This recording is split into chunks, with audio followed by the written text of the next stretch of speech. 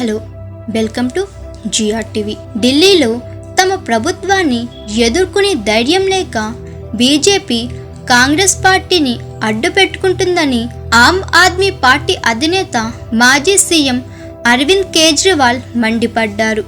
ఢిల్లీలో ఆమ్ ఆద్మీ ప్రభుత్వం ప్రజలకు అందిస్తున్న సంక్షేమ పథకాలపై ఎల్జీ సెక్రటేరియట్ తాజాగా విచారణకు ఆదేశించింది. ఈ వ్యవహారంపై కేజ్రీవాల్ తీవ్రంగా స్పందించారు.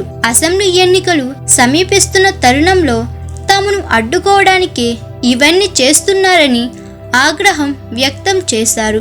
ఢిల్లీ ప్రజలకు తమ ప్రభుత్వం అందిస్తున్న సంక్షేమ పథకాలను దెబ్బతీసేందుకు బీజేపీ ప్రయత్నాలు చేస్తుందన్నారు. వచ్చే అసెంబ్లీ ఎన్నికల్లో తాము మరోసారి గెలిస్తే మహిళా సమ్మర్ యోజన కింద మహిళలకు ప్రతి నెల 2100 ఆర్థిక సాయం, సీనియర్ సిటిజన్లకు అన్ని ఆసుపత్రుల్లో ఉచిత వైద్యం అందిస్తామని ప్రకటించామని గుర్తు చేశారు. ఇందుకోసం ఇప్పటికే చాలా మంది నమోదు చేసుకుంటున్నారని తెలిపారు. తమ హామీలతో బీజేపీ భయపడుతుందని విమర్శించారు. ఈ పథకాలకు నమోదు ప్రక్రియకు అంతరాయం కలిగించడానికి గూండాలను కూడా పంపించారని ఆరోపించారు. బీజేపీకి మహిళలు, వృద్ధుల సంక్షేమం అవసరం లేనట్టుగా ఉందని ధ్వజమెత్తారు. సంక్షేమ పథకాల విషయంలో ఆమ్ ఆద్మీ ప్రభుత్వం అధికార దుర్వినియోగానికి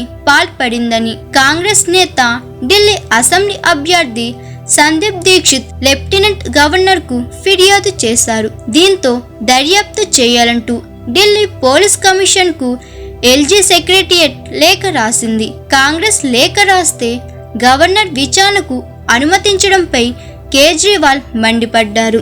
హాయ్, దిస్ ఇస్ స్వాతి.